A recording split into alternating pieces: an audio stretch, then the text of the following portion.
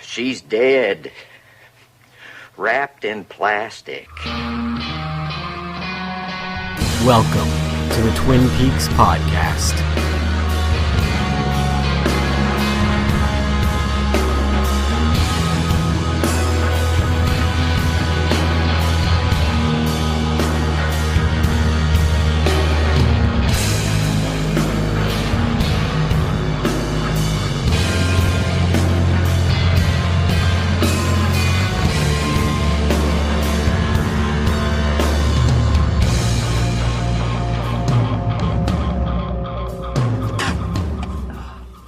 Damn good coffee.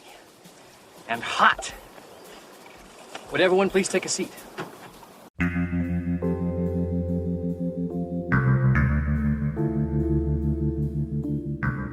I am confused at how you lose money on a pie.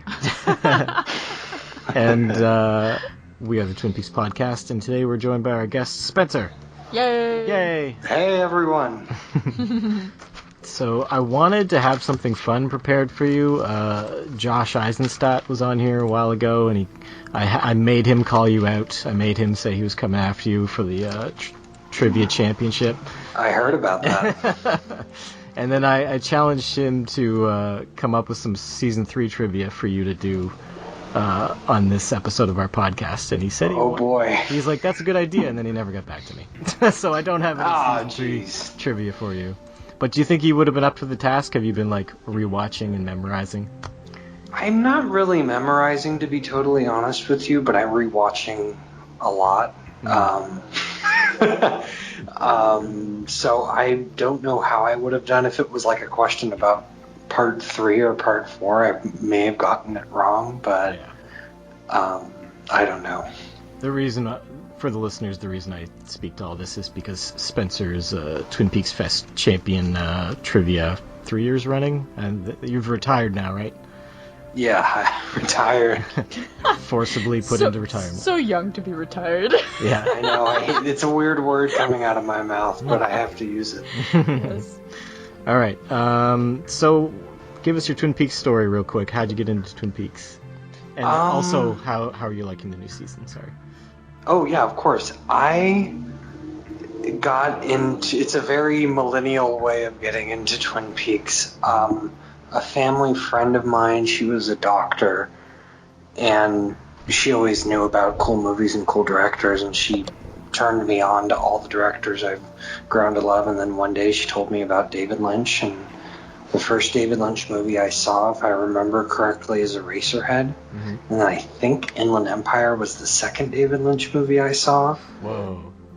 And then I went on to old Netflix and watched Twin Peaks, and that was my first experience on an iPad screen in my dining room and living room, going back and forth. It probably took me about, I think, 3 weeks to watch the whole first 2 seasons, and then I saw Fire Walk with Me quite a bit later. You watched Twin Peaks on an iPad? I did. David Lynch is spinning in his garage right now. He probably is. But, you know, if it weren't for Netflix, so many people I know who've seen the series would never have bothered to watch it. They would not have bothered to go out and get the gold box or anything of the sort. So it's a blessing in disguise. Yeah. So what do you think of this new season? I love it. It's weird for me to say because it's an 18-hour movie and we've only seen 13 hours out of the 18 hours. It's all right. And you're allowed to have an opinion at this point. Yeah, because I was very hesitant about sharing a lot of what I thought, but I was on Brad Dukes' podcast show and I talked about part 8, and that was kind of fun, but I still feel weird about saying I love it. It's taking so many different twists and turns, and I'm very cautious of a lot of things, but, you know, I have to admit that I do fall in love with those things just a few minutes later, so... That's fine with me. That's great. I'm glad you were enjoying it. Yep. All right. And are you guys enjoying it? No. Not really. No. But we can talk about that. I'm sure that's going to come up. Yeah, there's bits and pieces here and there. I'm enjoying about 10% of it. I don't know. But yeah, let's get into episode 13 and we'll discuss what we like and what we don't like. Great. So we start out in Las Vegas and we got like some sort of Mamba train going with just cacophonous noise. Oh, this music. I don't no. I just didn't understand like what it was. If it was a song, like a Mamba song being played backwards, or I'm sure it's, or if it was just being sped up, or I don't I'm know. guessing it's something sampled, sped up, and reversed. Yeah. Do you have any insight on that? Oh, me? I thought it was a very engaging introduction, because I'm trying to think of the all the other parts and how they start, and it tends to be kind of a still. Oh no, because there's that. I think it was part 10 is when Richard's car pulls up and he gets into it with Miriam. But I loved the music. I thought it had some real pep to it. Well, it was pretty funny. I was impressed they could dance to it, I guess. Yeah, and I kept on asking myself if that was something they had when they were filming the scene and David Lynch was blasting it through a loudspeaker, or if that was just all improvised. Yeah, I'm gonna say they had no idea what they were dancing to. So also, just to go back to, we've mentioned before the crazy editing of this series. So now we're led to believe this is they've been out all night, I guess, since they had the dinner and all that. Yeah. So why did we see a scene of Dougie getting hit in the head with a baseball in the last episode? Dougie had time to go home, play baseball with his son, go back out partying. It's just that's one of the things I don't like about this season, Spencer, is the editing, the haphazard editing. It's it's tough with all the storylines, and I get that some of it can't be excused. Like even in this episode, when I think Janie E says to Dougie, "You've been out all night. We were worried sick," or something along those lines. But that's obviously not true because he was just in part 12 getting hit by the baseball. But I guess certain sacrifices need to be made to make things feel right, I guess. And maybe in part 12 they just needed to have something with Dougie, even for 10 seconds, because part 12 really was not a Dougie episode at all. I think you're right in that they do have to have something with Dougie, because it does say in the end of every episode starring Kyle MacLachlan.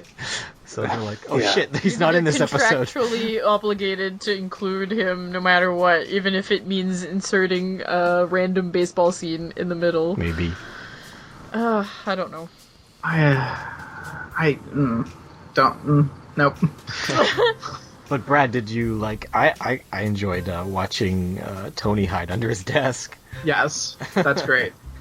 He's great this episode. I love him. Yeah. Oh, he was in with John Savage, Detective Clark. Oh, that was really... That was John Savage then. Yeah, that was. And then there was that really beautiful shot of... It was Mullins, Anthony, and Dougie. And you had Dougie standing far. It's when Mullins is confronting Anthony about the whole situation. And you have Anthony sitting down and Mullins. That whole exchange, I really dug that quite a bit. Yeah. So the Mitchum brothers give... You get a car and you get a car. A bunch of presents. I mean, these presents sound pretty expensive, and they got a 34 million. 30 million payout, but that doesn't seem like that much that you would want to just like blow most of it on presents. I feel like if you get the $34 million you weren't expecting, I feel you can drop I don't know, $500,000. I thought they had lost it and then got it back, so they were basically back to even, I thought, but maybe not. Well, they obviously still have a lot of money based on where they live, and they still own the casino, so the $30 million didn't put them in a rut or anything like that. They were just upset. Yeah. So Tony calls Todd, and... I love Mr. Todd's vein on his forehead. It's so huge and throbbing. It's hilarious. Yeah. Well, he's probably feeling the pressure from most likely Evil Cooper. Yes. So he's putting the pressure on Tony. You gotta kill Dougie. You got one day.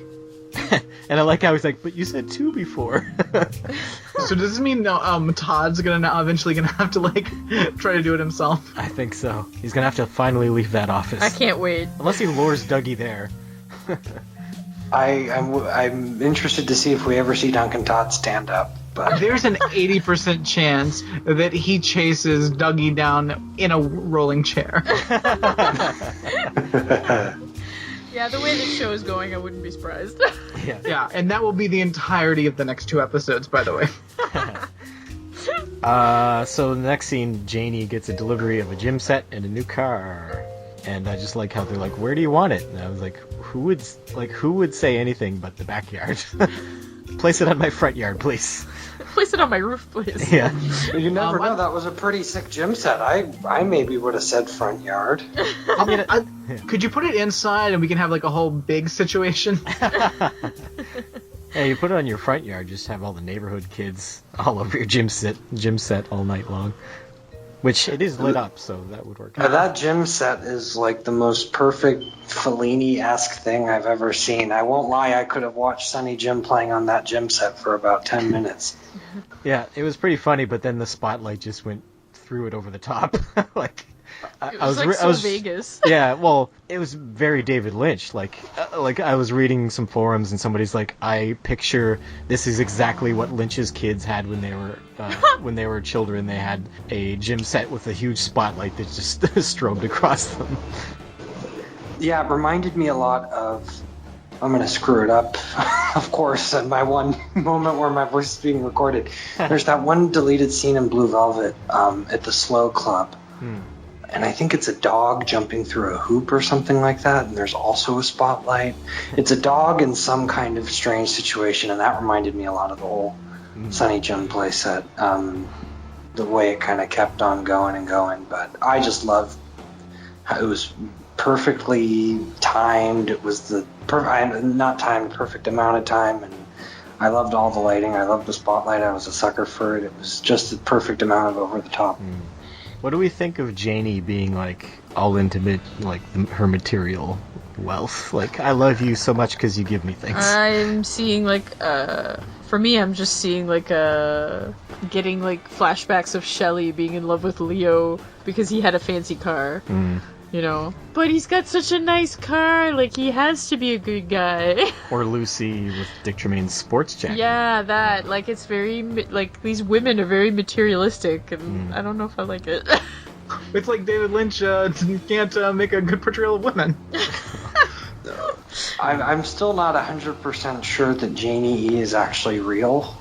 That's still possible, yeah. And because I obsess over this, and I'm sure it's such a small thing to obsess over, but nobody has actually called Janie E by her name except for Constance at the South Dakota morgue. Oh, because the ring. Yeah, I think that the mover actually may have been the first person to say Mrs. Jones, but nobody has actually called her Janie E. It's just such a weird name. I feel like it would have come up somehow by someone by this point, 13 hours into it. But if she's not Janie E, who is she? Because she's a person, because people interact with her. Well, we don't even know if those people are totally real as well. But it's not the most out there theory ever, but I get the feeling that something is at least up with her identity, or she might be pretending to be someone else. I'm not totally sure. If she's not real and none of the people she's interacting with are real, then this is even bigger waste of time than I thought. We'll see. Yeah, I hope that's not the case. So we go to Montana, and Mr. Oh, wasn't that just the bee's knees? Montana? Yeah. The whole scene, you mean? Oh, that was great with Frank Collison and Derek Mears. Oh, that was really cool. This is probably the highlight of the episode for me. I love seeing Mr. C interact with these guys. What do you guys think? Wait, what do I think, or what do they think? Any of you. Oh, I loved it. And this is the first time I've noticed the thing in Mr. C's hair. Oh, the little braid thing? whatever that thing is. I don't know why it's the first time, but I started rewatching the series on yesterday, and then I kind of started picking it out. I wonder what that is.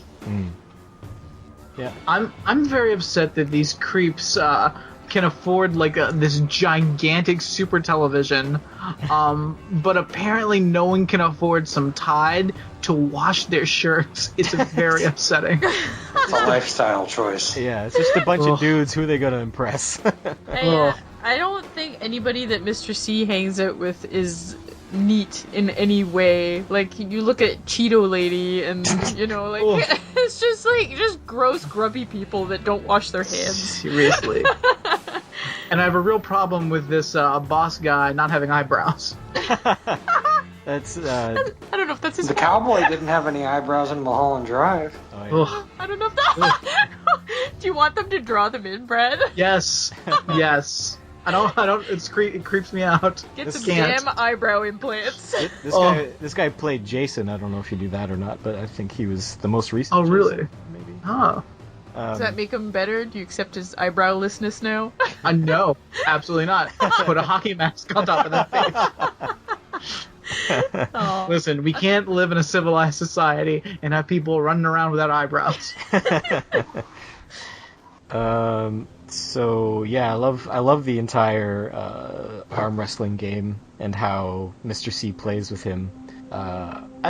It's kind of hard to tell Mr. C's capabilities. Like, he could have been shot by all these people. Would that have been the end of him, or would those little gremlin, the woodsmen come up and revived him again? That takes a while. I don't know. How did he get super strong? Maybe he was always super strong. I don't. Or maybe he took some pills like Nadine and woke up and he thinks he's in high school. Yes. I don't know. But Just saying. I feel like it took Leland like 12 hours to strangle Maddie. yeah, I don't know. Well, Leland wasn't a doppelganger. He's a doppelganger. All right. He's straight from the Black Lodge. I really noticed when he was clasping hands with with Derek Mears there that, my God, Mr. C is dirty. Yeah, told you. His hands. Ugh. Hangs out with dirty people. He's dirty himself. Yeah. It fits though, but I mean, like, and even his face is like one kind of dirty and his hand is a different kind of dirty. Is he actually dirty, or is he just really tanned? Well, his face is tanned, and then his hand is like a corpse. It's like gray. Yeah. It almost looks like Teresa Banks' hand from Fire Walk with Me. Ooh. Ugh. Did you notice that at all, Spencer? I'm not looking at the hands. Good for you. Yeah. It's very upsetting. So yeah, I also love how the one nerd guy is the money guy. Of course, he's the money guy. You need some money? Oh, the accountant? Yeah. Yeah, that was really interesting. I think his shirt was clean. He was the only clean guy there. Yeah. Him and the boss, I think. The boss looked pretty clean, too. He was just wearing black, you couldn't tell. Yeah. Or was he wearing black? I can't remember. Well, he wiped his eyebrows off, so he must be... Exactly. And then, yeah, so that was very interesting, the whole, just toying with him. I just thought it was funny, too, how Ray kept posturing, like, macho posturing at him until he lost, and he was like, oh, wait, oh. Yeah. I thought that was entertaining. And that, I loved the flow of the dialogue between Ray and Mr. C after Mr.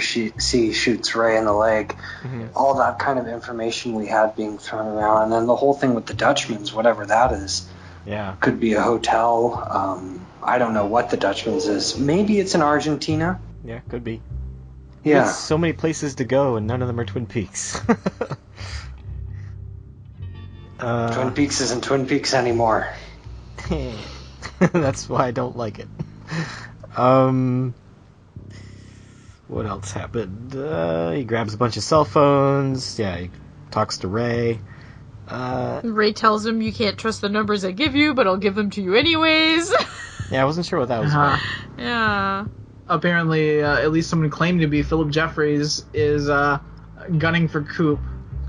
I don't know if I believe that this is actually Philip Jeffries or not. I don't know. I feel like it's not actually Philip Jeffries. I feel like it could be Diane. It could be... Yeah, It could be Albert. I feel like maybe the original plan was for it to be Philip Jeffries, and then, of course, after Bowie died, maybe they're gonna switch that. But who knows? Yeah. Yeah, they want whatever's inside of Mr. C, which is most likely Bob. So if Ray had the coordinates, is Ray the one that's been talking to Diane? Ooh, maybe. Probably. I don't know. Wait, but because I can't. There was only that around the dinner table. The conversation is lively, which we know Mr. C sent, and then there was Las Vegas ? Right. So I'd be inclined to believe that it's Mr. C as well, because we know that Mr. C has crossed paths or been in Las Vegas at least once in his life because he knows Mr. Todd. Sure. That's what I would assume, but I don't know. I think there's a possibility that maybe Ray was relating the same information that Coop has. I don't know why they would make that. I don't know why they would do that, but who knows? Yeah. Yeah. Also, Richard Horn is there, looking at his dad. That was a very interesting twist. So maybe they're going to start wrecking havoc now. I don't know. It looked like Mr. C was leaving though, and then they weren't going to meet. They just the way Mr. C looked at the camera though, it's almost like he could sense. Yeah. So we're all in agreement that he's his dad, right? Oh yeah, I'm so certain about that. Yeah. Not happy about it, but I'm pretty certain that that's what exactly. it is. Yeah. Oh, and he also puts the ring on Ray and kills him, which makes Ray appear in the Black Lodge. Yeah. And I assume they eat all his Garmin Bozja. I wish we could have seen that. Just lodge spirits chowing down on Ray? Well, maybe not that, but a little more. I thought that was a startling. I don't know why it was so startling, because he took the ring, and I, said in my head, oh, he'll probably land up in the Red Room, but just that shot of him, I don't know, maybe because it was such a tight shot, and it was just the floor. Yeah. Because it didn't establish the Red Room at all. I don't know, but it really kind of struck a chord in me. Yeah, all you need is that floor pattern to establish the Red Room. Absolutely. And then we get... This is... people have been saying that David Lynch has been trolling us this whole season, and this is the first time I think I really agree. When the three detective brothers... just throw away the Cooper prints into the garbage. It makes sense. Yeah, if it wasn't these characters, I might be mad about this. But because they established these characters as dum-dums... I love these guys. I wish we could have more of them. I'm okay with it. I was like, yeah, good on you, David Lynch. You got me. I don't like these guys at all, but I did like the lady pissing on the floor. Oh, yeah. The whole scene... that we didn't get to see. That was funny. Got to hear her get tased. Yes. So do we think that's the end of them and Dougie's fingerprints, or is it like going to show up on a government computer that his fingerprints were pinged, or it's just the end and it's in the trash? I bet you, what you said about it showing up on some kind of government database, because it feels like it's only a matter of time before before Cole, Tammy, and Albert all show up in Las Vegas. Yeah, time. We are running out of time. I think maybe they just don't. I think maybe everything just keeps happening, and Dougie just keeps happening, and then the show ends. Yeah, I hope not. I'm not counting on anything right now. And Tony goes and talks to Detective Clark about poisoning Dougie. Seems there's a couple cops in on this. And then we go to Hutch and the Cheesy Queen driving. Whoa. And they talk about Mormons. And that's the end of that scene. Anything to say about that one? But I feel like there was a serious point made out of Utah. Okay. Them looking at the sign and cutting to the freeway sign and Chantal talking about it. Something, maybe they're stopped, but Mr. C never gives them directions to go to Provo, Utah for any reason, so maybe that'll show up later. Maybe the world's first Wendy's is there, and they're going to make a pit stop there first. Absolutely. Visit the first Wendy's. It's probably just to give us an update about where they are in relation to where they're going. We don't even know where they're going, though, do we? Are they going to Las Vegas? Yeah, they're going to Las Vegas because, Mr. C says in part 9 that he has 2 hits for them in Vegas, which is probably Duck and Todd and Dougie. Right. Okay. Where was the warden? Where was that? That was in Dakota. Oh, okay. Okay, that makes sense. All right. Was it?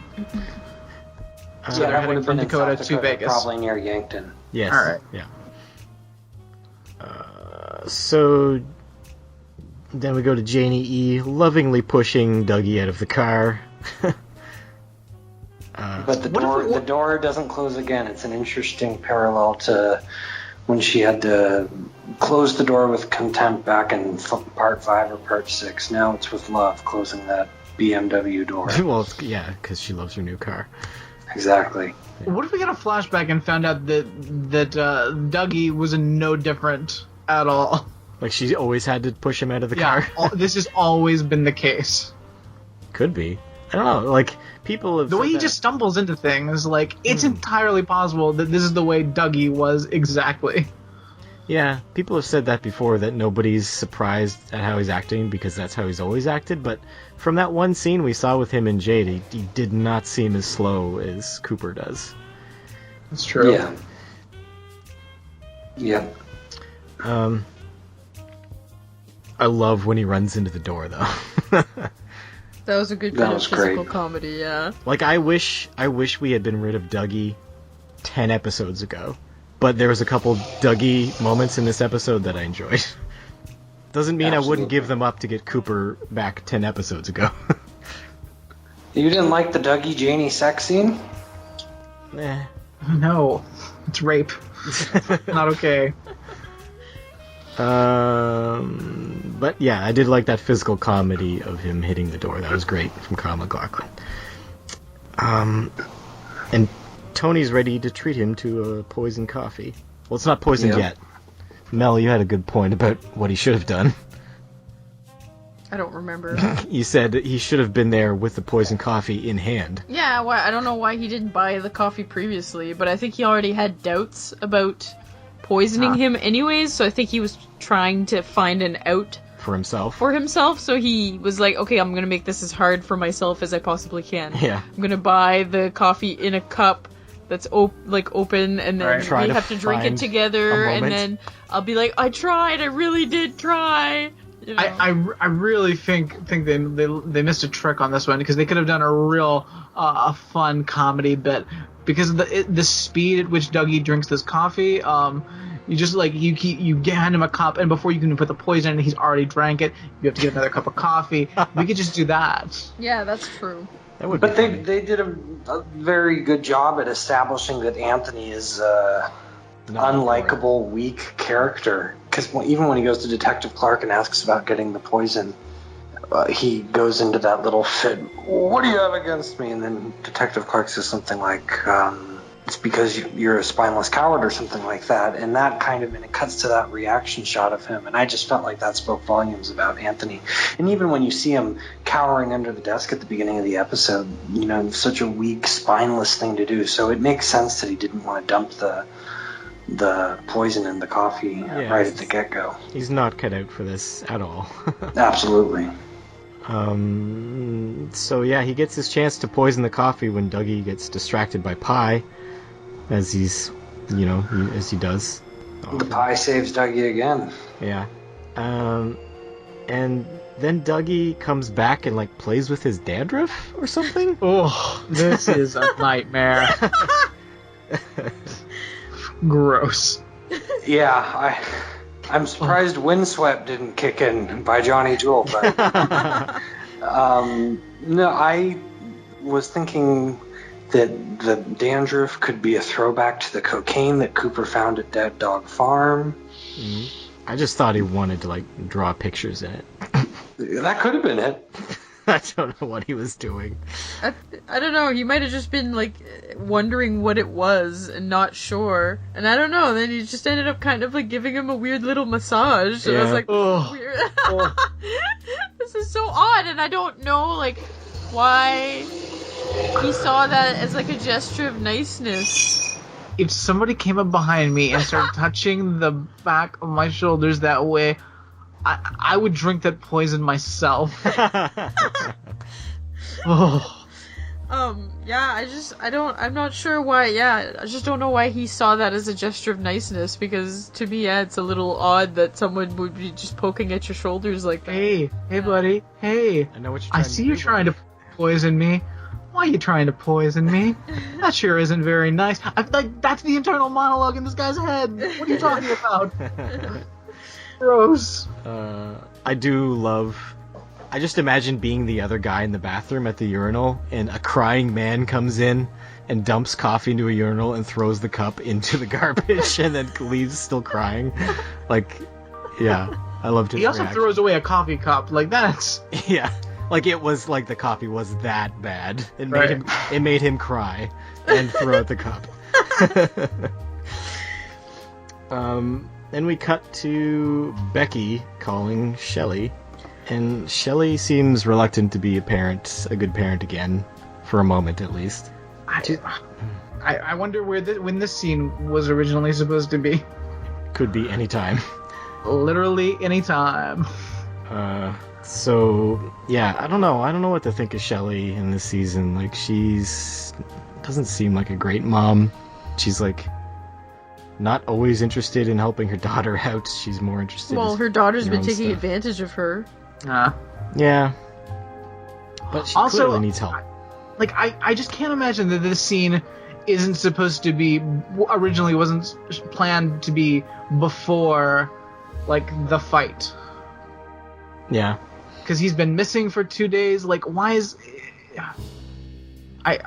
Well, I mean, he could be missing for 2 days because you tried to shoot him. What do you mean that it was the scene was supposed to be before the fight? Yeah. No, well, Becky says that Steven still hasn't come home. Right. Yeah. But that could have been... He hasn't come home, and I think he's out with another woman, so I'm going to go check it out. But it works either way, if you put it before or after. Yes. It doesn't feel I don't know. It feels like they were in a different place the last time we heard about Steven. She doesn't seem as mad anymore, is that what you're trying to say? Yeah. She doesn't seem as mad anymore.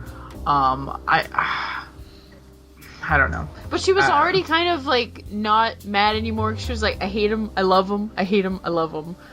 Now, question, when she comes to get the pie, is she going to have Carl Rod use his magic flute to summon the van, or does she still have Shelley's car? I'm hoping that car got confiscated from her. I don't think she can be trusted. If she tried to she kind of ran her mom over, so... Yeah, pretty much. Mm-hmm. I also, the only thing that I could think of during this scene was Shelley's feet.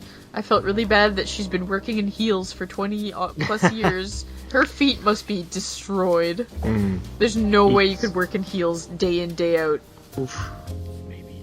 I can feel that pain. I cannot relate. No, I know you can't, but I'm just speaking for the women out there.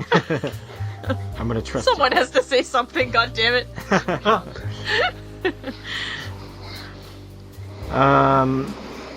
And then Tony confessing to Bushnell. What do we think of this one? I thought it was a great scene. I thought it was very interestingly framed. It perfectly established the dynamic between Bushnell and Anthony when Dougie's standing right in between them like a total goof. Yet Dougie's the one who is the reason why the scene is happening. He's the one who has the power, who somehow revealed to Bushnell everything that Anthony's been doing and even everything that Dougie's been doing before Dougie was the Dougie we know. So I loved it. Is that what he was talking about when he said implicated himself? Like, yeah, the original Dougie had been up to something? In part 5, what Anthony pulls him aside and says, "I covered for your ass," or something like that, and said something that implicated Dougie and whatever Anthony was doing at the time. I thought he was just covering because he'd been gone for 2 days or something. That's what I thought. Yeah. But who knows? Yep. So, yeah, I do like... this is the other part of the Dougie scenes that I like, where he's just in the background just offering the little, like, confess. Thank Dougie. Like, just... it's kind of almost menacing. That's why it worked so well with the master shot they did with... I don't know. I can't stop talking about it. I loved it. I liked it too, but... I thought it was intense that he was so stressed out that he was vomiting blood. Yeah. That's really intense. Like, That's an intense ulcer you got. Yeah. I love that Boss Man here is running this whole investigation himself, because he's talking about cutting deals, and I don't know. It's like I don't think you have the power to help out as much as you think. He said something about I wanted to put you away for a long time, or something. Like he was going to do it personally. Who are you? He's run an battling insurance company. Yeah, he still has yet to punch anyone. You're a former boxer turned insurance man. You can't put anyone away. He's got to punch somebody at some point. Oh, yeah. At this point, it's like Chekhov's fists or something, you know. Oh, please. I just hope it's Jim Belushi. It's my dream of dreams. I just want to see Jim Belushi punched. Why? Because he's Jim Belushi. Then we go back to the Double R, and it's Ed. I was glad to see Ed. Finally. Bobby sits down with Ed and Norma. She's still doing paperwork. So yeah, I was happy for a moment.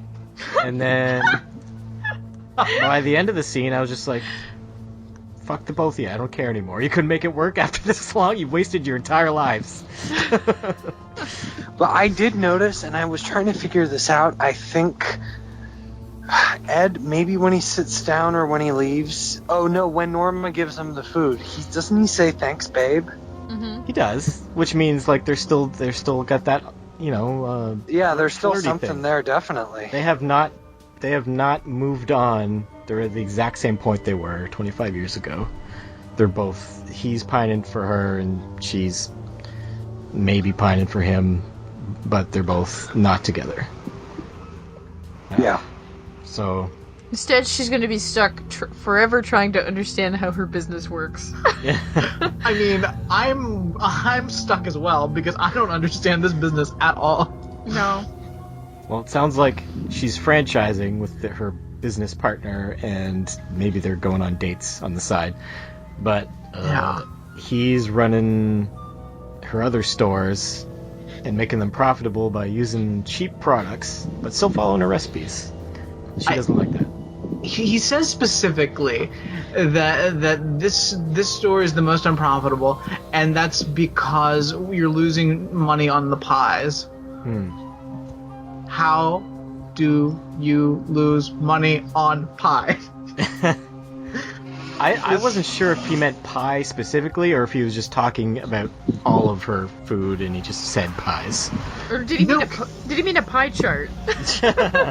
Because he said in black and white, you're spending too much per pie and not charging enough.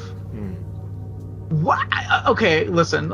Maybe they have really large slices of pie you have 6 slices of pie in a pie. Let's say that. We'll be very generous. I think you could easily get 8, 7 slices out of a pie, but we'll say 6 slices in a pie. How much are they charging per slice? How much does it cost to make that pie? Yeah. Well, let's figure out. Just say what's a reasonable amount to spend on a slice of pie. Let's say it's a really good pie. Let's say they're charging $3 to $4. $3 to $4. How are you losing money on a pie? Berries are very expensive, you know? How expensive are these berries? They're organic, Brad. They're organic, fuck local. That shit. There's no... Listen, either Norma may deserve to have her business go down in flames if she is spending so much per pie. I don't know. I feel like there should be a way of like making deals to get your ingredients, even if they're like locally sourced or whatever. If you're buying so many ingredients, you can cut a deal with somebody. Hey, I'm buying this much ingredients. Cut me a deal, and you know, we can be in business. We'll be business. I don't know. Kind of like buddies or whatever. She's made the business work this long. I don't know what changed. Why she can't handle it anymore. I don't know. Yeah, I don't know. It's just, listen, the thing about a restaurant is, yeah, it's expensive to run a restaurant because you've got staff, you've got, electric, water. The part that's expensive about a restaurant is not pie. Yeah.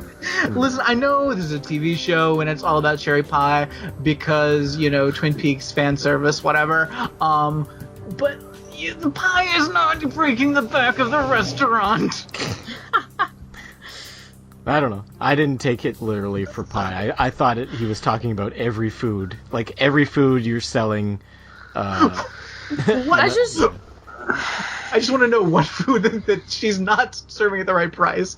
Also, if you add $1 per slice of pie, no one will notice. I also feel like she's trusting this guy too much. Yeah. And not trying to really, she seems to be relying on this guy to understand the business for her and not understanding it for herself. And then she's just struggling over all this paperwork. Yeah, she's like, explain this to me, please. Yeah, I thought that was kind of weird because I feel like she should know more about her own business. Like, I feel like after all these years, she would know more about her probably own supposed to get the feeling that this guy is sleazy. Yeah, he is, totally, for sure. Well, I got that feeling when I saw his teeth. Yeah. Spencer, what do you think of this scene? And these characters? I have no friggin' clue how long you spent on that pie theory with the money and all that bullshit. I liked it. But you're not disappointed that Ed and Norma aren't together after all this time? Well, in a weird way, it makes sense, but of course I'm disappointed. Yeah.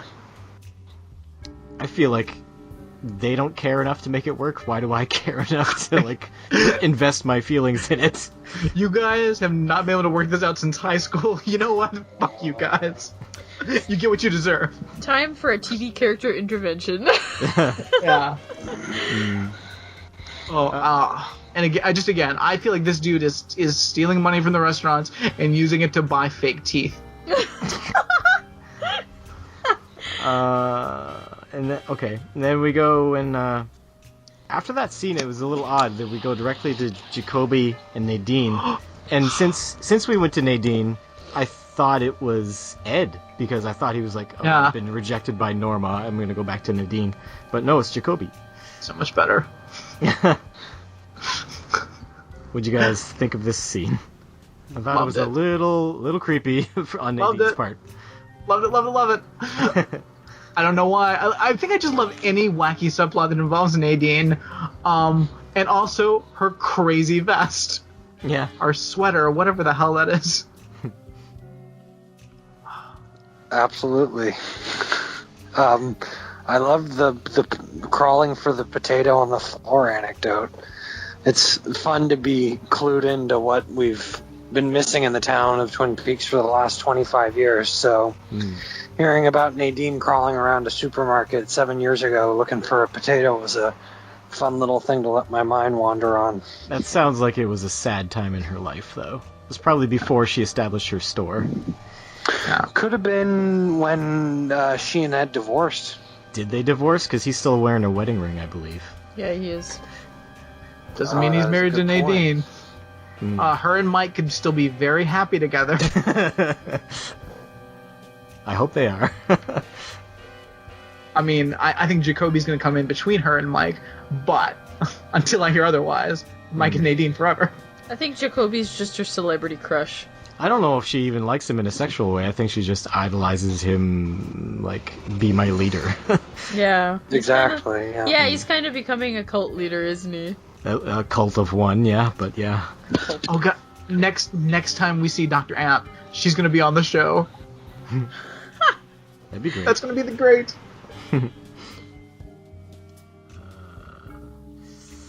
Okay, and then we go to Sarah Palmer watching some boxing that's skipping along. Which, not much happens here. I don't know what to say about it. I don't know why. Is it, I wonder if it's, Dougie's boss. What do you... Oh, if you think that's Bush now? I don't know. Could be. What? Maybe. Maybe not. It was It black would be a and fun white. little circle. It would. One of them gets referred to by name, but I don't know if the other one does either. Or also. Yeah. The Sarah scene was very Sad. meditative also. Yeah, sad. And, I love just kind of getting wrapped up in that, I feel like a thing with this new season is that a lot of people are taking it for granted, almost an entitlement that we deserve this storyline, we deserve that, we deserve it to be in Twin Peaks. And for me, the little moments in the show, like, a 2-minute scene of Sarah sitting on her couch watching boxing, that's something really special. Even if that was its own thing, that David Lynch decided, hey, I'm going to release one thing to fans. I'm going to release a 2-minute scene of Sarah watching boxing and trying to pour empty bottles of vodka. That, imagine how thrilled we'd be. And it's stuck in this greater thing. And it's just these quiet, another example of that is these scenes in the Roadhouse with these girls. Those I hate. I can't stand I love those. But think about it. If David Lynch decided, I'm not going to do Twin Peaks Season 3, but maybe I'll release a few scenes of people in the Roadhouse talking about characters we don't know. It's fun little pieces of the show. It's a different, more... Not relaxed isn't the right word. It's just something to really meditate on. And it's something I really appreciate. Little pauses and little breaks. I need something that I can be invested in. I need stakes. I need context. I need anything. Yeah. I don't know. I'm not happy with just whatever he gives me. I need something that I like. I can't just be like, take me on a journey to wherever you want to go. I also have to like it. I'm the one viewing it. I have to enjoy the ride. Yeah. Yeah. Different strokes for different folks. Absolutely. And then we go to Audrey again. Back to this Tennessee Williams play. This was much more manageable because it was only 2 minutes, so I'm okay with that. So what do we think of her being kind of hysterical and not feeling like herself, or not knowing where things are? And this was in part 12, she doesn't move at all. And to me, that was the most striking thing and had implications. Well, maybe she's in a coma. Maybe this is a dream. In this scene, she does actually move. But then there's all that, all of the dialogue when she's sitting down. When you look at her reflection in the mirror, she doesn't move at all. So that ties into what we saw in part 12 with her being very still. So there's definitely something that we're not quite grasping. Something building up to it. And I agree, in part 12 it's, frustrating. Even in part 13 it's frustrating for a, 10-minute, 2-minute scene about hearing about people we don't know, never heard of. But in the context of a movie, this would roll out a lot longer than having to wait weeks to get this information. So I'm hopeful that it's building up to something, even if it's just in a coma and it's some kind of way she's coping with her current state, her current comatose state. So I don't know. Mm-hmm. Well, with her not feeling like herself and seemingly lost and stuff, there's a little bit more credence added to the she's in a coma theory, I suppose. Yeah. Why are we watching the coma? Why? Don't know. I thought it was interesting when he said that he was going to end her story. Yeah. I didn't like the line after that. I thought that was it felt forced, but that ending your story thing, I just thought that was interesting. Yeah, what does that mean? Yeah. I always got the weird psychiatrist vibe from Charlie, and that definitely, I feel like, pushed it forward a little bit with the story ending. Mm. You stole my story. So then we go to... Oh, wait, I forgot way back when Ed and Norma and Bobby were in the Double R, we got another instance of continuity being messed up because Bobby says, we found stuff today. But that was like 3 episodes ago, or 2 or something. Yeah.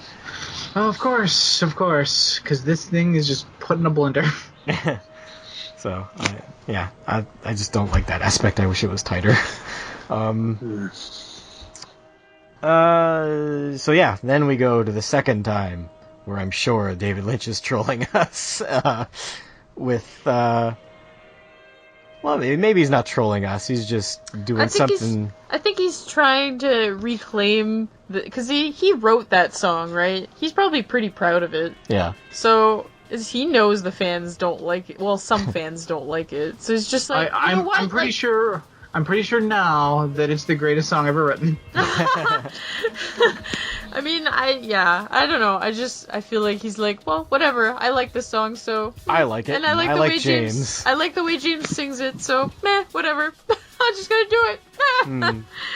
Yeah. But yeah, a lot of people hated this song. I don't think I've ever hated it as much as a lot of people do, but I just, when they introduced James, I was like, oh, that's interesting. And then that familiar riff came up, and I was like, oh no, they're not going to do that. And then he started singing. I was like, oh, they're even using the exact same recording. That was funny. I thought that would have been interesting if they actually let him sing now. Instead of dubbing his old voice. Yeah. Yeah. Why are you laughing? Oh, I would love to hear it. I would love to hear him trying to hit those notes. Yeah. No, I would. No, just sing it like lower. Yeah, because in the original one they did pitch it up, like, and I think I've heard James Marshall say he thought that was weird and he didn't like that they did that. But I wish he had just sung it normally. Well, I think it's pitched up because that's the pitch that David Lynch sings at. So I feel like if he wrote the song, then that's the pitch he would have sang it. You know. What do you think of it, Spencer? A good lesson in humility. Kind of what I was touching on with the Sarah thing. It's something that is special to Lynch. It's something that invites us deeper into this universe of the Roadhouse. I feel like the Roadhouse, especially in this season, is in itself. And I love the interaction between James and Renee. Oh, right. Yeah, perfectly over the top between, just like season 1 and 2, with kind of that over the top soap opera effect with James's singing voice on this one girl in a crowded bar. It is kind of uncanny how he can do that. Absolutely. Just got away with the ladies, I guess. Yep. Or maybe she just feels so bad for him because he was in that accident and he has brain damage. I don't know. That was mentioned in episode 2. His brain is damaged, but he still has the voice of an angel. Yeah, it's beautiful. Then we go to Big Ed, alone, drinking his soup. playing with matches. You've wasted your life, Ed.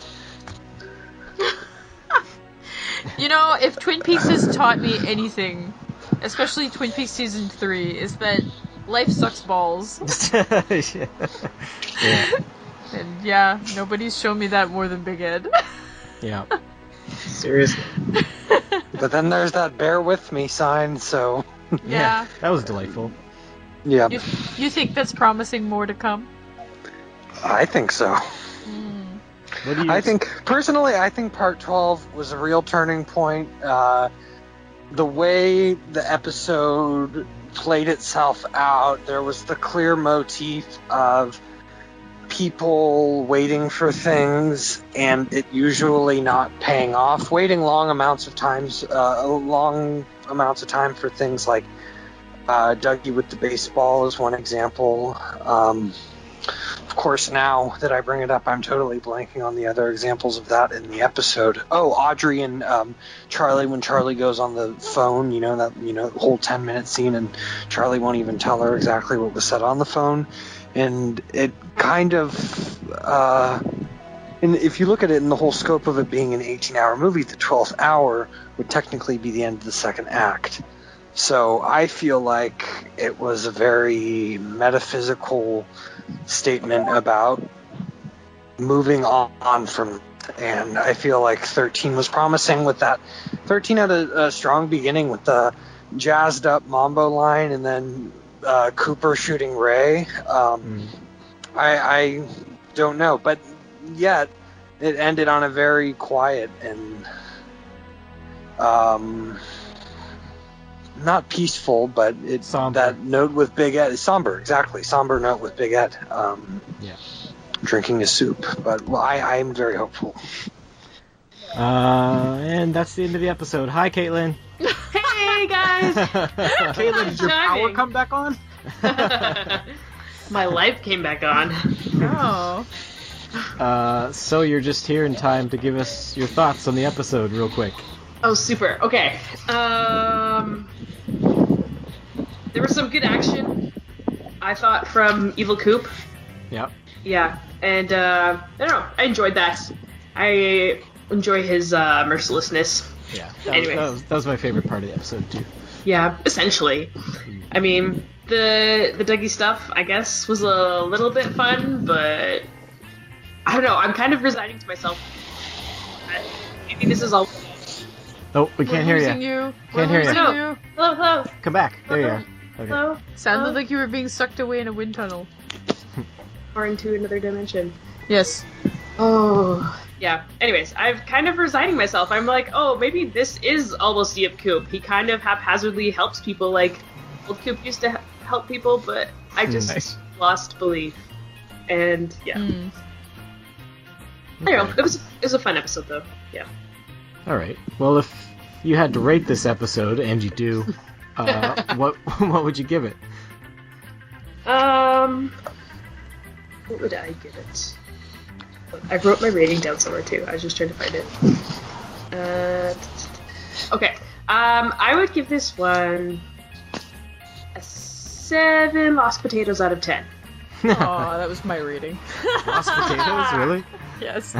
She stole it. I think this happens a lot, doesn't it? It does. You That's guys okay. on the same wavelength. Yes. Oh, you got something, Spencer? Oh, do I have to rate?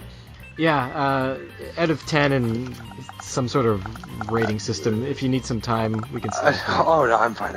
I would rate this part, boy, I don't know, like a 7.7. Okay. Out of 10. Cool. So it was middle of the road for you? It was more than middle of the road. Yeah, I guess middle of the road would be like a passing grade, 6. Yeah. Maybe. Yeah. Middle of the road, yeah, it would be 5.5. Well, yeah, depends on... The literal middle of the road. Yeah, but that's a fail. Yeah. What? Isn't passing grade a 6? I school. don't... Oh, this is not a number system I understand. Okay. I'll give it a 7 out of 10. Nerds with the money. It was not my favorite episode. I didn't hate it. I'm just expecting and hoping that things will speed up and move forward going forward. More scenes like the Mr. C scene. Mel? Yeah. Absolutely. Yeah, this show continually pisses me off. I'm gonna give it a 5 out of 10. Tears cried over high notes. I find myself watching the show, liking moments, and then other moments I'm just like, fuck you show, fuck you. It feels really good to say that. But I don't know, I don't know. Yeah. I know, I have to work on my anger problem. No, you don't. I have to be more patient, maybe. I really don't feel very patient with the show. I feel like it's like a waste of time. But I'm still thinking that once the show is over, maybe I can think about it more and say, okay, now it makes more sense, or now I can see why this was done this way. But right now, as it is, fuck you, show. Okay, strong words. All right, Brad, do you have strong words? Yeah, well, I guess I don't know. I don't know. I feel like over the last 2 episodes, I have really changed course on this series because I was quite optimistic in the beginning, whilst not liking it, and I am losing my optimism because I just don't even. I would be quite surprised if I liked the rest of the series. Like, I don't know what they could really do that would really turn it around for me at this point. Like, there's no, I'm not expecting any big shake-up or reveal or shocking twist or a resolution to anything. I don't see one coming. I don't know what one would arrive that I would thoroughly enjoy. But the thing is, more than anything, it's just the mediocrity of it all. I don't care. Like, we had this whole, like, evil Coop thing with Ray and the ring, and I feel like I should be really interested in that. But I just find myself bored and like, alright, I guess maybe this would be interesting if I was in some way invested in this show at all, and I'm just not. Like, I'm very happy when we get to Nadine and Dr. Jacoby scene. I do enjoy these moments. I liked seeing Big Ed. That was great. But, like, there's just nothing here to hang your hat on. And I can't find myself enthused about any of it. It's not even mythology or anything else. It's just, I don't know, it's so watered down to a point that... And I don't even find, like, the James song. I feel like I could either find that annoying or entertaining, but I just don't care. I feel like if we had an episode that was really high stakes, moving quickly, a lot of, like, stuff like... I think it was episode 7 that we really enjoyed. It was moving at a fast pace. Yeah. If that, and then you would have the James song, that would be funny. Like, that would be quite amusing. So I don't know. It's just a slop. And more and more every episode, I just feel like scenes are just put wherever. And it's a mess. Yeah, it's a mess. It feels like cold and sterile. Yeah. A bit. Like, it's missing the warmth.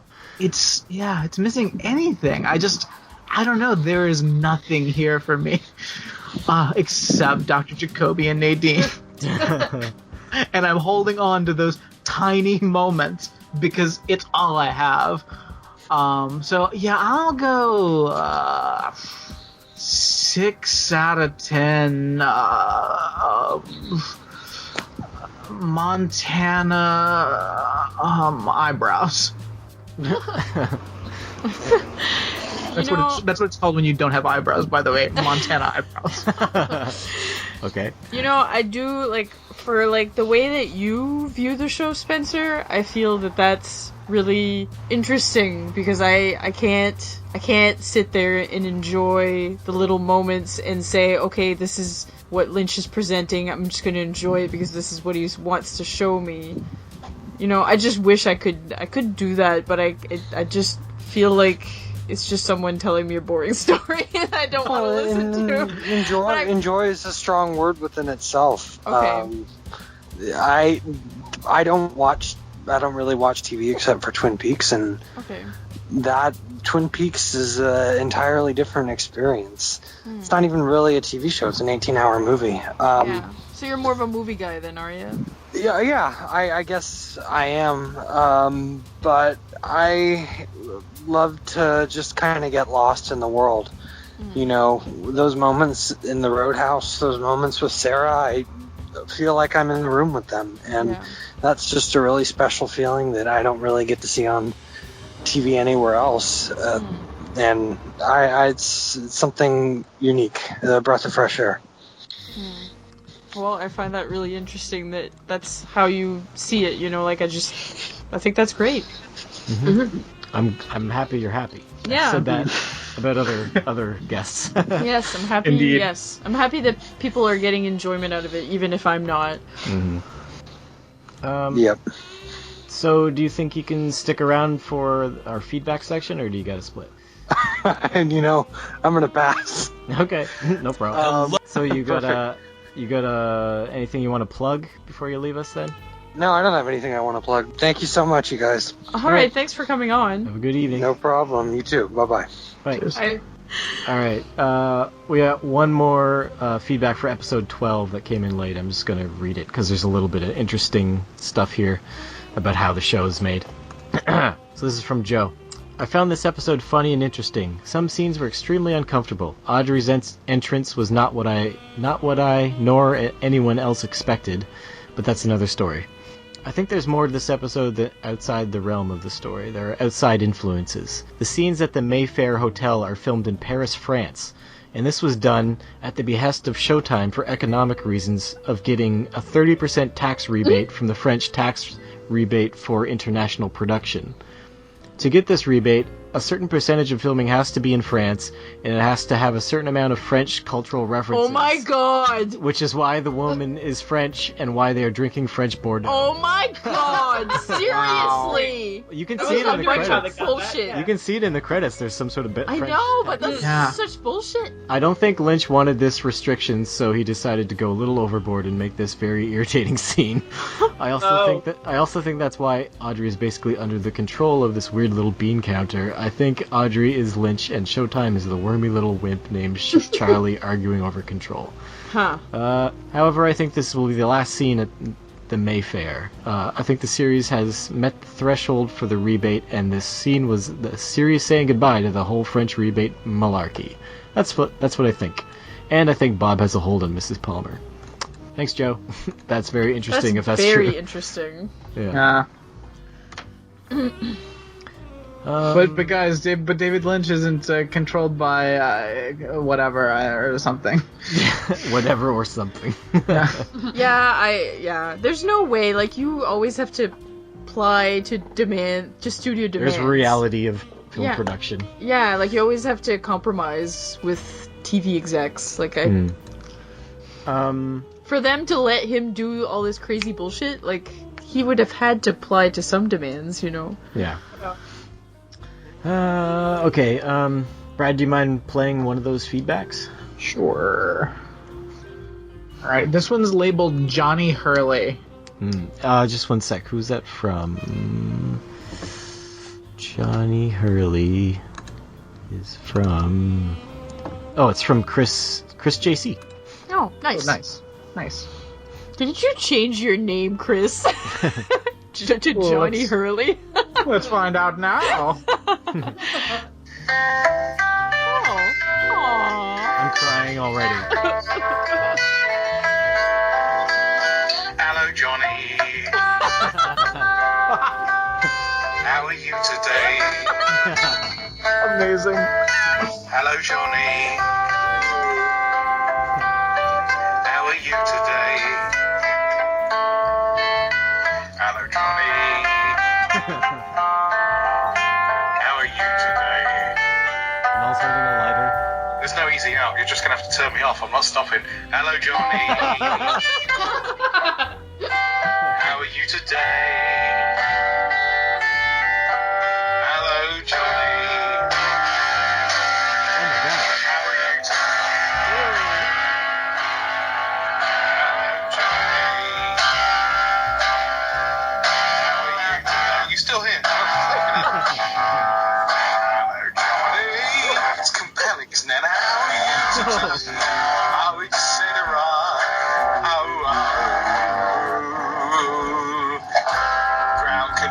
countermajor, Johnny.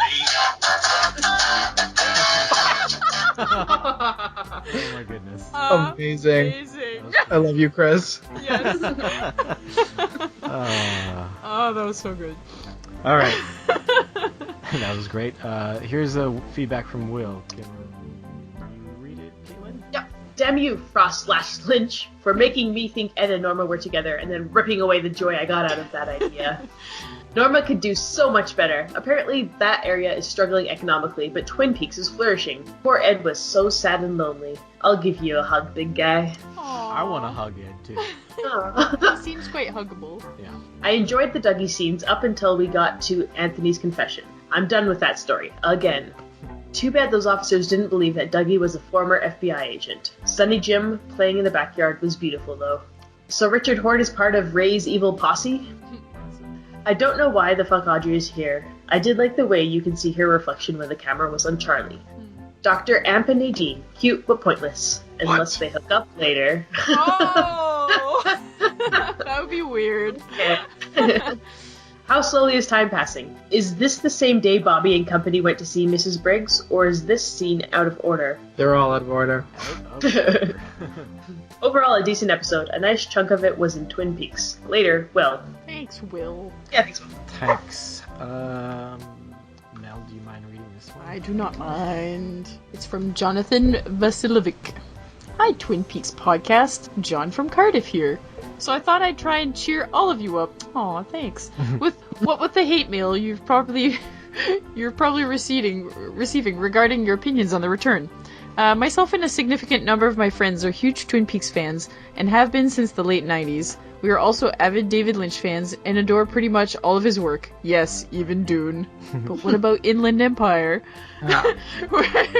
We're fairly intelligent guys and girls, university educated, with degrees in film, philosophy, ancient history, and archaeology to name a few. Consequently, we're also all fairly well-read individuals. My own current reading list includes the likes of Dan Simmons, some Dickens, some Robert Frost, and, well, Stephen King.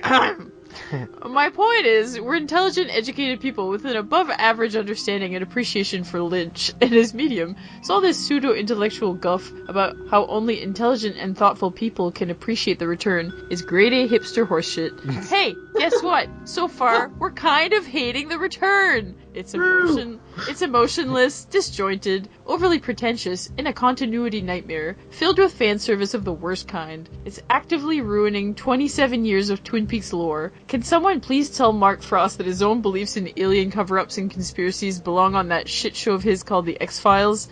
And not alongside the Black Lodge, please? Is he part of The X-Files? No, he's not, but he would fit in. Yes.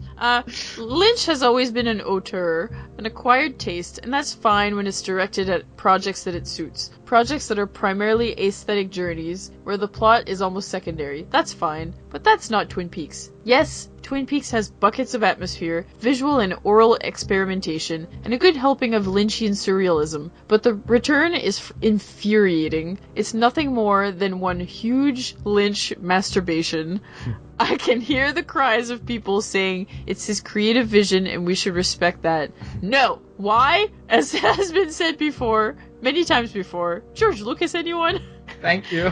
Anyway, I'm about done. I just wanted to let you know that you're not alone. I had patience up until recently. I even kind of enjoyed Part 8, but unfortunately my patience has been used up. I'm going to watch it all, of course I am, but I'm pretty certain at this point that the end is going to annoy us, longtime fans, with ridiculous narrative arc conclusions, if we actually get any at all, and David Lynch shooting his load over his DP, and probably raising more unnecessary questions than we started with. I'm done, John. Thanks, John. Whew. One of us. Guys, and just again to state for the record, like, it's fine to enjoy the show if you enjoy the show, and it's fine if you hate the show. It's all fine. Yes. It's all fine. Yes. But everybody that's getting way too heated up at us or whatever just needs to calm down. Reading that email, I have to admit, like, I felt like a huge weight fell off my shoulders. It does. And that's the other thing. I know we're reacting strongly to these people that agree with us, but it's just because we're hearing a lot of the other side, and it's refreshing to feel like we're not crazy people. Yeah, it's kind of nice. Thank you very much. Yes, it's not saying it's not saying anything against anyone that's enjoying this. It's just we're not hearing from a lot of people that are feeling as we are. Yeah, for sure. Well, let's hear from someone who I'm pretty sure isn't feeling how we're feeling. Harold. But I always like to hear from Harold. I do always like to hear. Yes. Brad, do you mind reading Harold's? Sure. His I think there was a T that was cut off here. But nope, Too late. I'm gonna read it as is. His episode just blew me away. Sorry. It was packed with great scenes, indelible moments, and mysteries that have kept me thinking about it since it aired. Oh wait, is more than that cut off? Nope. Oh, okay. All right. Maybe Matt just copy pasted one sentence. First, a few quick thoughts. Yeah, that's No, next. that's fine. Yes. Okay. All right. First, a few quick thoughts. I love the terrific scene of Mr. C at the farm, especially Richard seeing his presumptive father. The visual of the gang watching on the large screen reminded me of the Fritz Lang film The Thousand Eyes of Dr. Mabus. Never heard of it. I don't either. 1,000 eyes, you say? How chilling and terrifying. Am I the only one who made a connection between the guy with the face punched in and the woman without a face that came through the glass box in the first episode? It's two people without a face, which is also a Mel Gibson movie. I also found myself laughing throughout the Dougie scenes, and I get a kick out of watching him making the world a happier place. Oh, and I'm freaking out over what is going on with Audrey. What are you freaking out about? In a good way or a bad way? Yeah. Also, what's going on with Audrey? I think he's just wondering, what is going on with Audrey? Now on to a couple of longer thoughts. It seems like I am the minority, but I have always been a big fan of the original Just You and I scene. Yes, it was campy, yes, it was kitschy, but in a good way. It was also high melodrama, and it turned into great terror. I do love where that scene goes, Yeah. I don't remember. I mean, I remember the scene, but I don't remember our original thoughts on it.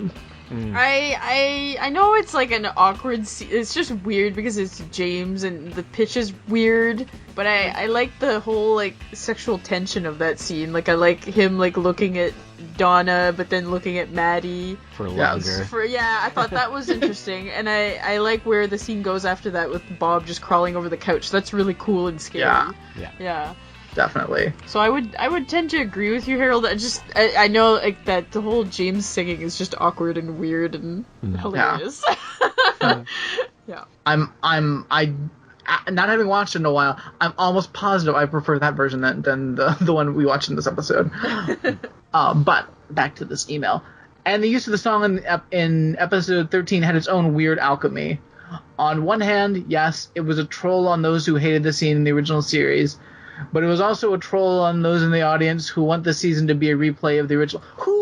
People keep saying this. They want it to be a replay of no one has ever asked for it to be a replay of the original. I'm really tired of hearing that. It doesn't have to be a replay. It can take place in Twin Peaks and feel like Twin Peaks and not have to retread everything. If there's anyone out there that wants a replay of the original series, please write in and just let us know you're out there. That's all you have to say. I want a replay of the original series. Because I keep seeing this straw man popping up all over the internet.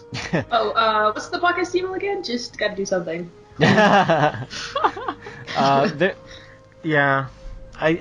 People say that a lot to me too when they find out I don't like it. You just want it to be like the old series, and you just want fan service. I would like a continuation of the storylines, honestly. I was thinking of a hypothetical recently. I was like, what if Audrey is in a coma and Coop wakes her up and they go off into the sunset together? That is the ultimate fan service, and all these people would love it.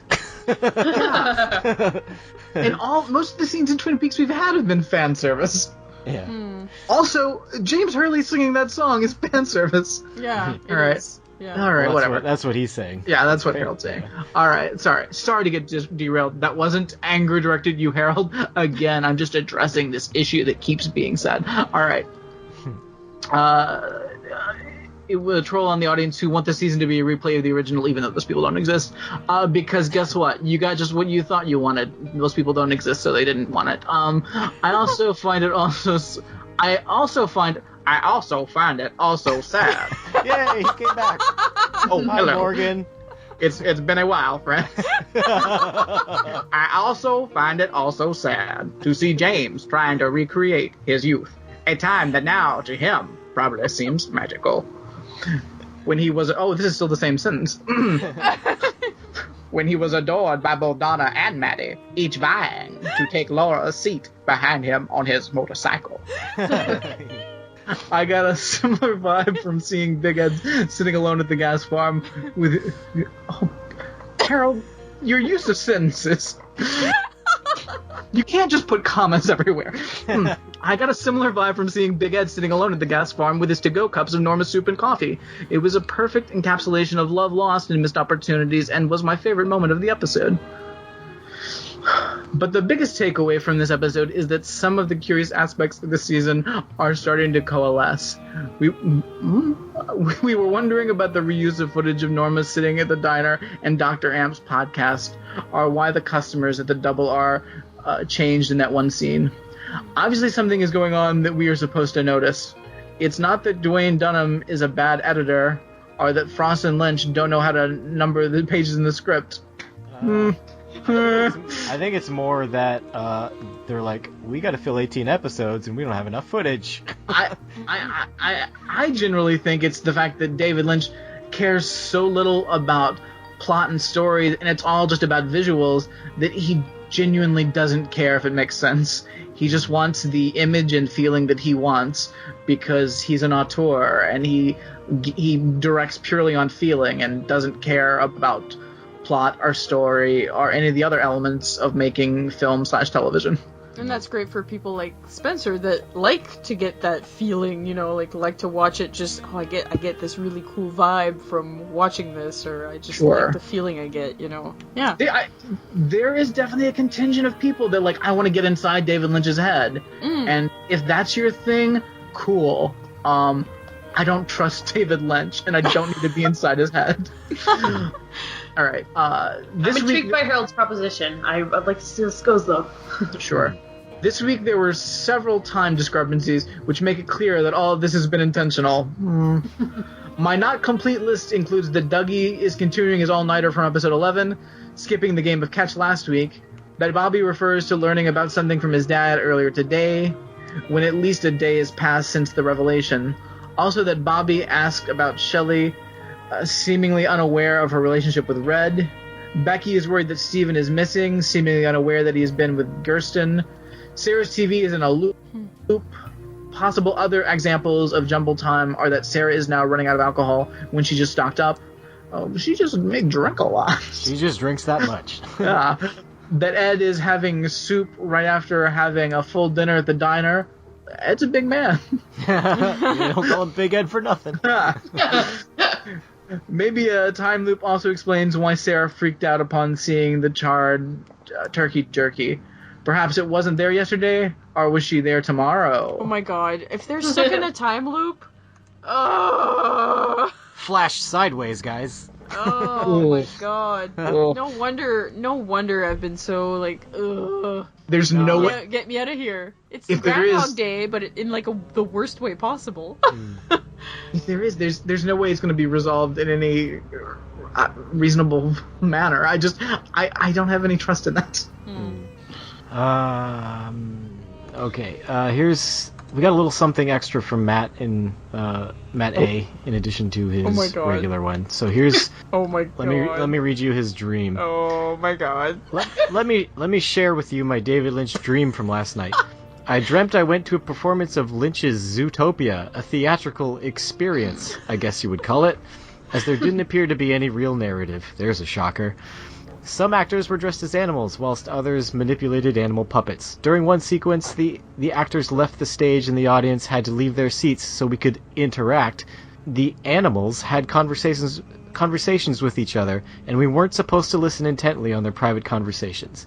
I was straining to hear what these two animals were saying, but they were barely audible. I was afraid to say anything because I didn't want to interrupt their performances. A brave woman next to me had no such reservations and said firmly, "We can't hear you. Can you speak up?" One of the actors broke character and replied, "We're intentionally speaking softly, so you're drawn in. You're supposed to get closer to us." Ugh, gods, no thank you. Gods, no thank you. Absolutely not. I don't want to get all up close and personal with a stranger in a costume. Dream David Lynch? Fuck you. And your interactive theatrical zoo. You're as bad as real David Lynch. Amazing. That's a great dream. Yes, that's very interesting. There's a regular feedback later that you can read, Brad. Oh my god, what is that giant picture? Aw, yay! You gotta post that in the chat? There's a picture of a dog. Yes! Yes! Yes! Yay! Wait, is this the only one we've gotten? So far. Oh yeah, didn't you request pictures of dogs? Yes! Matt, how could you forget? So... Yeah, there it is. Okay, so here's one from Ben. Who wants to read Ben's? Wait, I don't have a dog photo. No, Yeah, where's dog photo? It's in not the in Skype the chat. Oh, it's still going. It's Dog photo! Oh, okay. Oh wait, it's going. Wait. It's about let's a wait till quarter we there. get this dog photo so No, we can. we can start reading. Okay, well, I can read. Well, Okay. Okay, yeah. Tell us when you get the dog. Hey, it's Ben again, and I thought I'd do something similar to my last feedback and make it more question-based. Before that, there are things that must be addressed. James at the Roadhouse. There's no doubt all the rest of the feedback you've got has something to say about it, so here's my 2 cents. I'm not one for digging too into director intent, so I won't bore you with that here, but I will say I was flummoxed. I could not believe it. I wonder what other songs are on James' debut album. The Evelyn Marsh March? The Bookhouse Boy Boogie? Utter alliterations? It just fucking slays me that somehow James, plays this song for everyone. This song he wrote with his dead girlfriend's cousin and his best friend. Mind-blowing. Which brings me to my first question. Is David Lynch, quote, trolling? Kind of felt that way for the first time for me. I don't know totally where I come down on this question myself. On one hand, I think he just does what he likes. He makes long scenes because he likes long scenes, in my opinion. But there are times during this season where the play with audience expectations feels unmistakably deliberate. As much as David Lynch does what he likes, he's got to know what he's doing by waiting 12 hours to show Audrey home, and by sweep... What? Oh, home. I read that R and that N as an M. Audrey Horn. Yes. He's got to know what he's doing by waiting 12 hours to show Audrey Horn, and by sweeping peanuts for 45 minutes. I do want to say that I can't stand anyone who self-identifies as a troll. And anytime someone says, "I was just trolling" on Facebook or whatever, I taste bile. Okay, question 2. Has any director ever done this before? Has there ever been any director to direct 18 episodes of a series? That's 2 questions in your second question. I'm sure Google could answer. What? Not that I know of. Oh, okay.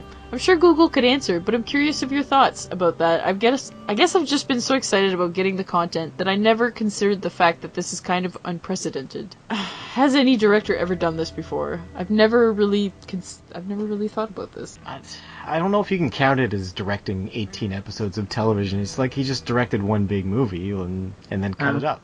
He didn't go through the whole normal process of, we're directing this episode this week, let's do the whole thing, finish it. Could you consider this like set up the next one while we're doing that? Could you consider this like a mini-series? I don't know. Yeah, and also, I'm sure people have... I'm sure there are things where one directors, especially in earlier times when television was slightly different. Who knows? Last but not least, what the fuck happened to Big Ed's hair? And do you think the FBI would give him that wig? He used it when I jacked. I kind of like his hair. I do like his hair too. Well, you guys are amazing, and the show is always great. Attached is a picture of one of my dogs. You have more than one? Why did you send... You need to send all dog pictures. This is a super cute dog. It is. Attached is a picture of one of my dogs. As Brad said, that also counted as feedback. Aww. I would snatch up this dog in a second. That's a compliment. Yeah. Do you mind playing a second voicemail? Sure. Scrolling back to find it. Okay. Hello, Twin Peaks podcast. Hello, this is Seamus, and I am here to give you my thoughts on the most recent Twin Peaks episode, which, look, man, I was hyped when this show started. I was hyped. I was ready, and for the first few episodes, I'm like, no, it's great, we're setting things up, but now we're way over halfway in. And I think it really hit me a few episodes ago when there was that scene with Bobby and Shelley and their daughter in the diner. I was like, wait a minute.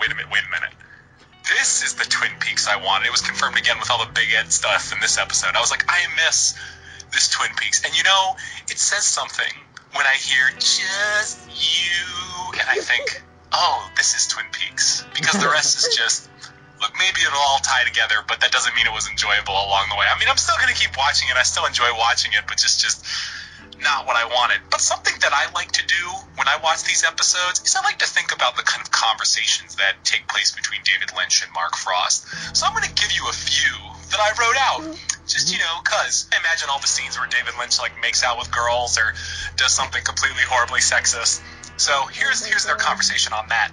And then I kiss her in this scene. David, no, you've literally kissed all the women in the cast, even Laura's 25-year-old corpse.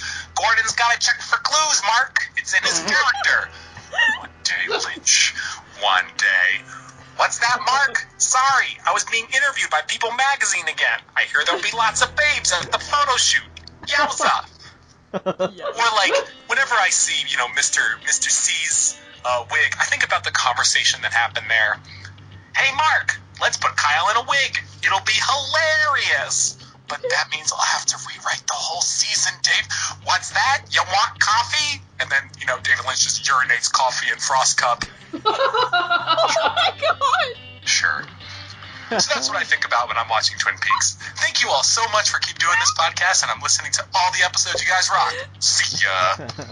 Oh my god, that was great. Thanks, Seamus. Good to hear from you again. Yeah. Yes. Alright. Caitlin, do you mind reading one? Okay. Hello, everybody. I recently binge-watched through seasons 1 and 2 of Twin Peaks. During that time, I found your podcast and listened after I finished each episode. After I finished the first 2 seasons, I caught up with season 3, and it's been something. I think that's the best way for me to describe it. It's been a few days since I've watched the episode, so forgive me if I miss anything. This episode was pretty much meh, as usual, for the season so far. The beginning Dougie scenes are alright, but I think everyone is tired of them at this point. Jim Belushi, what the hell? Just like every doppelganger in this show, they are worse in some way than the original, and Jim Belushi is no exception. I wonder what it is like to be a worse version of John Belushi.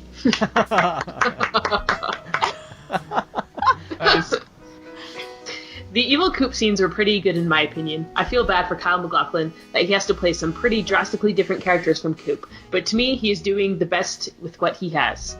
I am confused about some parts of this though. Where are we in the US? We know Coop and Ray were in South Dakota, but why does Richard show up? I know he said he was leaving, but is he in South Dakota now or what? I guess so. Montana. Maybe. The quotation boss punches evil Coop and says it was for the nursery school teacher. Is that Miriam? No, that was because of his comment about this. What is this, kindergarten? A nursery school with this stupid game that he has to play? Yeah. Oh yeah, speaking of that, what nursery school is this? Our children are arm wrestling for dollars. I wish I had gone to that nursery school. And your teacher punches you in the back of the head. Oh, wait, never mind. I don't wish that. But I think it would have been hilarious if you just pit children in arm wrestling matches. Yes. Little 4-year-olds arm all wrestling. the little spindly arms just shaking. You want this chocolate milk? You want this chocolate milk? You're gonna have to fucking beat me. Then you'll be the boss. Kids punching each other in the back of the head. Yeah. And then the nerdy kid is like the bookie running around with numbers. You guys need some money? We need to have Twin Peaks babies. Okay, continuing. What does that have to do with Evil Coop? Why not punch Richard in his rat face? Richard looking at Evil Coop was interesting, and I think that kind of confirms the Audrey and Evil Coop theory. The other scenes are basically miscellaneous, except the Dougie scene, where the guy whose name I can't remember poisons the coffee. That scene to me was one of the stupider Dougie moments so far. It was good to see Big Ed, but him and Norma not being together makes me want to headbutt a wall. Yep. Not sure why the financial stuff about the Double R was included, but considering I am about 100% sure we will never hear about it again. The Jacoby and Nadine scene was nice, except it felt really awkward to me. When the Audrey scene came up, I just stopped paying attention. Lastly, James singing that iconically bad song at the Roadhouse was great, although I doubt we'll see James again or get any closure on the random girl crying. I never thought I'd see the day where that terrible song would be the best part of a Twin Peaks episode. Sorry if this is too long, but all in all, I'd give this episode 6.5 cups of coffee and a urinal out of 10. Thanks, Jacob. Thanks, Jacob. Promptly handed to Mark Frost. Yeah. Straight from David Lynch's penis into Mark Frost's mug. Who wants a cup of Good Morning America? Okay. This is awful. Yeah. Mel, can you read Ryan's barely. short feedback? Yes, but I can. Hello, Twin Peaks podcasters. Another episode and we're inching closer to an uncertain conclusion. There's been a lot of bickering on the Twin Peaks podcast Facebook group about whether the podcast is spending enough time providing positive feedback on the scenes the hosts liked. Sorry, I'm getting tired. According to these critics, if there is only 10% of a show to like, 50% of the podcast should be dedicated to it. My feedback has leaned more towards the negative, so I thought I would provide a 100% fully positive feedback to appease these folks. No constructive criticism or loathing disappointment whatsoever. Only the stuff I liked. So here it goes. Until next time, podcasters. Nice. That's right. And I don't know why I feel the need to like make 1,000 comments on everything tonight, but listen, people. By definition, we're always going to talk more about things that we have issue with or dislike because there's more to talk about. If something's good, there's not much you can say besides, I liked this because of this, it was good. Whereas if there's something you have questions about or dislike, there's just more opportunities to discuss.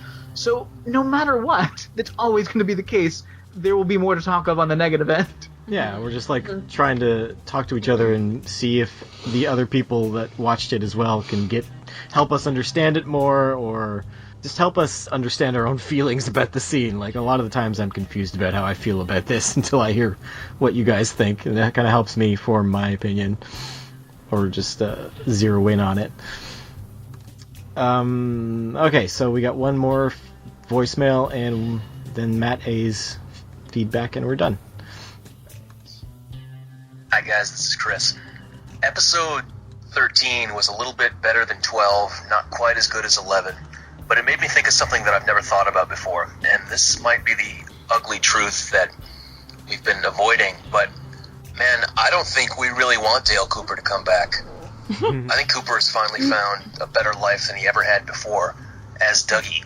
He's got a beautiful wife, a kid who loves him, he gets all the coffee and pie he wants. Everyone at work likes him. He's got a lot of money. He's very popular. To bring back Cooper means that he gives all that up, and he goes back to a place that only brought him pain and torment. I don't know if that's what's best for him. This episode really underscores the fact that people in Twin Peaks are in this purgatory where they're doomed to repeat the same mistakes again and again and again. Sarah Palmer's boxing match on repeat. It's just the same 5 seconds over and over.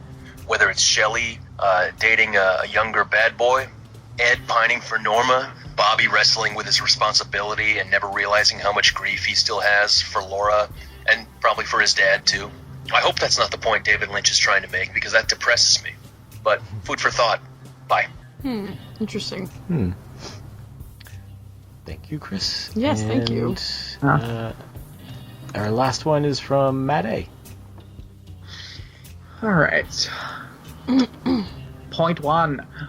Whenever I finish an episode of Twin Peaks The Return, I always feel like David Lynch owes me a personal apology for wasting my time. Dougie in that sort of conga line with the Mitchum brothers and girls. These people are all dim-witted losers, but watching them parade through the insurance office in a state of near euphoria actually made me smile despite myself. Their good cheer was contagious. Aw, it kind of was. Yeah. However, I loathed the goofy slot machine music in the background. Oh, was that what that was? Who knows? Typically, the music of Twin Peaks is excellent, and I could not recall hearing music that I unequivocally hated or felt was obnoxious. Then later I was reminded, oh yeah, I've heard worse. But we'll get there. Nice. So, to be leader of the Ugly Man Club, you only need to beat the current leader at arm wrestling? That is so random. I feel like arm wrestling etiquette's probably not a thing. You should include confessing to your opponent when you have superhuman strength. A person shouldn't have to always ask, say, before we start, do you have superhuman strength? That shit needs to be disclosed. Truth. I was fascinated by the nerdy guy in the background of these scenes. They obviously keep him around because he handles the money. I bet they have They have a patronizing name for him, like Books. Yo, Books. You're sleeping at the bottom of the pile tonight, Books. My name is Clint. You are so not a Clint. Clint is a cool guy's name. Your name is Books. Oh yeah, at night they all sleep naked in a big pile. As leader of the Ugly Man Club, cigarette store Indian Dale Cooper will get to sleep on the top of the pile. Oh. Basically, you're describing the lone gunman from X-Files now, so this is not okay. Cocksuckers, I'll shit in your mouth. What is that from? That's from that lady that was pissing on the floor. Oh, right. She said that after. Yes. Yes. It was amazing. I'm going to pause this feedback to remind the listeners that this week's episode of the Twin Peaks podcast is brought to you by HelloFresh. Get healthy, nutritious, delicious meals delivered to your home weekly with HelloFresh. Your first delivery is free, so if you use offer code James is so cool.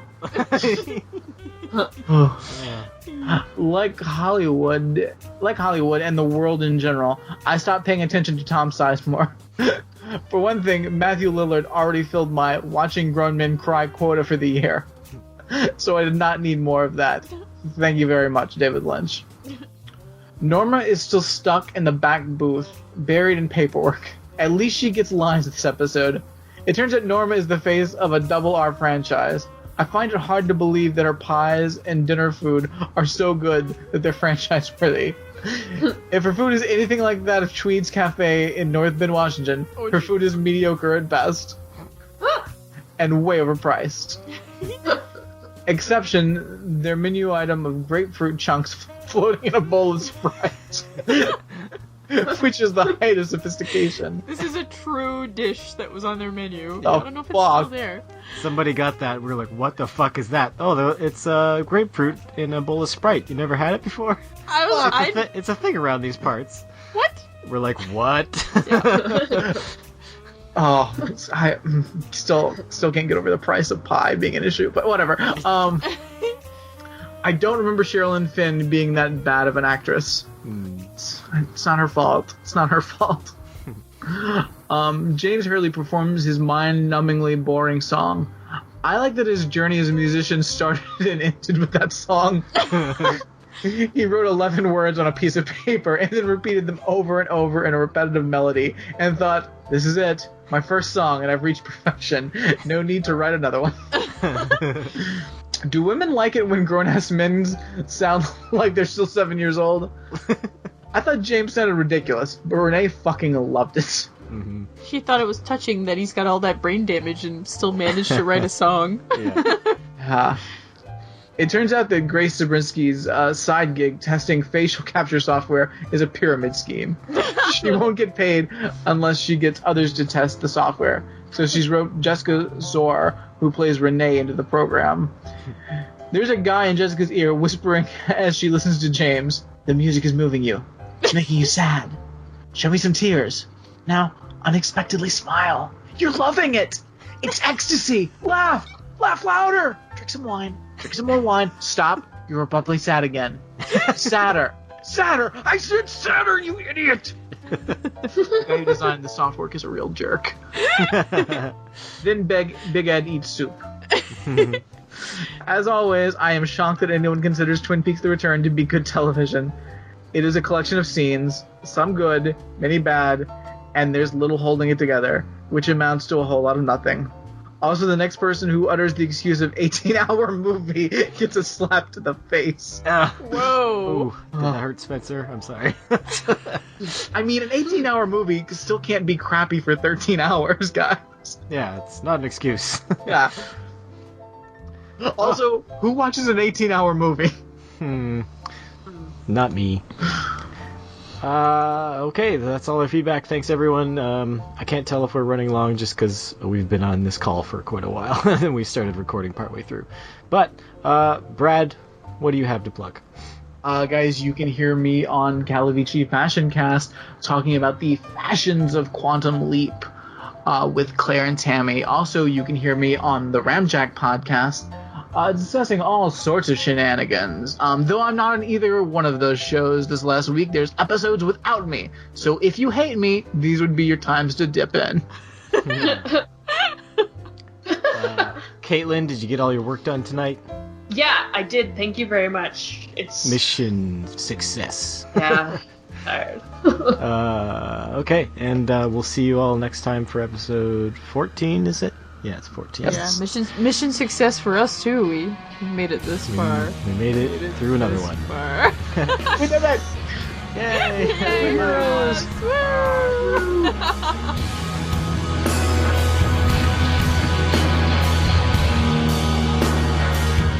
Thanks for listening. Check us out on twitter.com/TwinPeaksCast. Search for the Twin Peaks Podcast group on Facebook.